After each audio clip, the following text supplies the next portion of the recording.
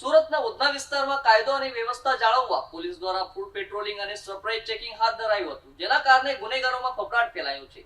DCP, ACP સહિત police અધિકારીઓએ સંવેદનશીલ વિસ્તારોમાં વાહન ચેકિંગ અને શંકાસ્પદ ઇસમોની તપાસ કરી સુરક્ષા વધુ મજબૂત બનાવી છે. સુરતના ઉધના પોલીસ સ્ટેશન વિસ્તારમાં કાયદો અને વ્યવસ્થા વધુ મજબૂત બનાવવા પોલીસ દ્વારા ફૂડ પેટ્રોલિંગ અને સરપ્રાઇઝ ચેકિંગ હાથ ધરવામાં આવ્યું હતું. આ કામગીરી દરમિયાન સમગ્ર વિસ્તારમાં પોલીસનો ચુસ્ત બંદોબસ્ત જોવા મળ્યો હતો. ડીસીપી, એસીપી, પોલીસ ઇન્સ્પેક્ટર સહિત પોલીસ કર્મચારીઓ દ્વારા સંયુક્ત રીતે કામગીરી કરવામાં આવી હતી. પોલીસ ટીમે મુખ્ય માર્ગો અને સંવેદનશીલ વિસ્તારોમાં શંકાસ્પદ ઇસમો તેમજ વાહનોની સઘન ચેકિંગ હાથ ધરી હતી, જેના કારણે અસામાજિક તત્વો અને ગુનેગારોમાં ફફડાટ ફેલાઈ ગયો છે. આ ઉપરાંત પોલીસ દ્વારા વાહન ચેકિંગ અભિયાન પણ ચલાવવામાં આવ્યું હતું, જેમાં દસ્તાવેજો વગરના વાહનો તેમજ શંકાસ્પદ ગતિવિધિઓ પર ખાસ નજર રાખવામાં આવી હતી.